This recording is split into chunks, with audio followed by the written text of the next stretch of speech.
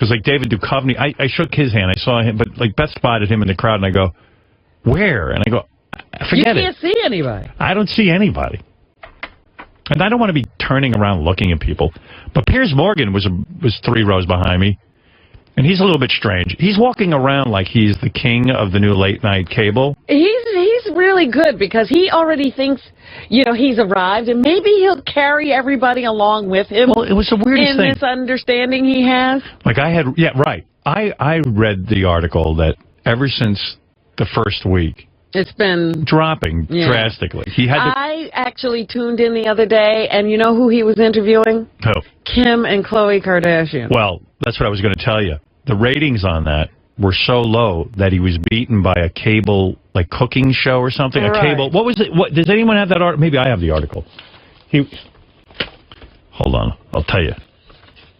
And I told Piers this, like, stop going around bragging that you're going to be the next, Barbara Walters or something. But how do you get to the bottom of Kim and Khloe Kardashian? He says, I'm going to get to the real celebrity, the real person. Really? I don't care if you get to the bottom of Kim and Khloe. All right.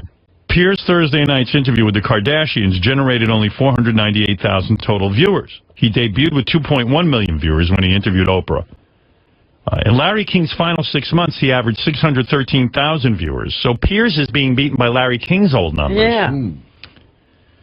And as I said, it's one thing to go on. You got to go on quietly and say, okay, I'm taking over this show.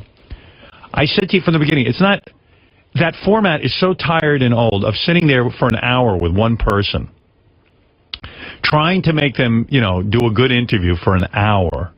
That, quite frankly, in the world even Larry wouldn't sit with somebody. Most people he didn't do an hour with. Right, because, unless it's somebody really good, you don't go an hour. Yeah. And I was trying to tell Piers that, but Piers was so busy telling me how he is now the new king of all media and the king of interviews, and somehow he was in this weird competition with me. And I think he's in full-blown denial that he's up against Hannity, he's up against Rachel Maddow.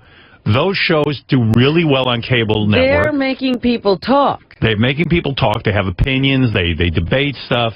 And that, quite frankly, he's going to have to do more than just sit there with a person and interview them for an hour. Especially Kim and Khloe Kardashian. Right. If he really wants to win, it's going to take a little more than that. This is supposed to be a weighty show, and all of a sudden I'm watching an hour of Kim and Khloe? Right. So anyway, I'm exhausted already. So who do I see standing there drinking and talking to Beth? Piers Morgan. So I go over, I say hello. Howard, how did you like my interview? I go, Piers, it was fun. About him. Yeah. How did you like my interview? I go, Piers, it was great. You did a good job. I mean, what am I going to say?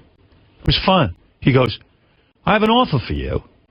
I go, what's the offer? He goes, you got so much attention from my interview, and and it gives you a chance to be really heard. And in other words, he gave me the same rap Bill O'Reilly did about saving my career. And he goes, saving it? He goes, I'm going to offer you once a month. You can come on my show.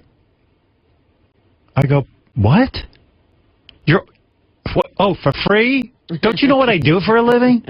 Well, I'm sitting there. I was baffled by this conversation. You can come on for once. Like, he's doing me a favor because of my miserable career. I have more listeners on satellite than his 416,000 on CNN.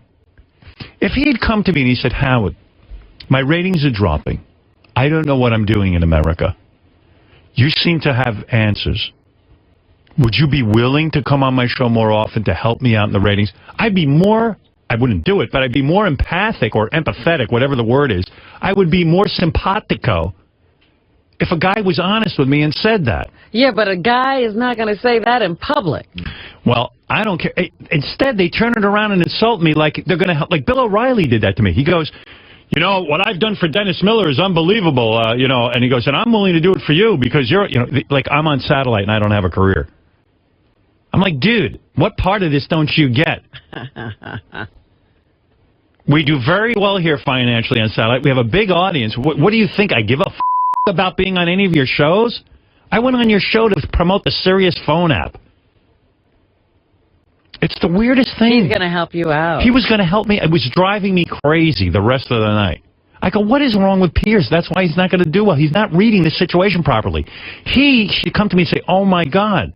Can I be on your show? Yeah, exactly. Do you think you could help me by having me on your show? That's what he should say. No, it's such a guy thing. You know, Howard, I'm going to make you an offer to help you out. I'm going to put you on my show once a month. I go, Piers, no. You're the one who needs the help, not me. He made it that I need help. What the help do I need? My career's on fire.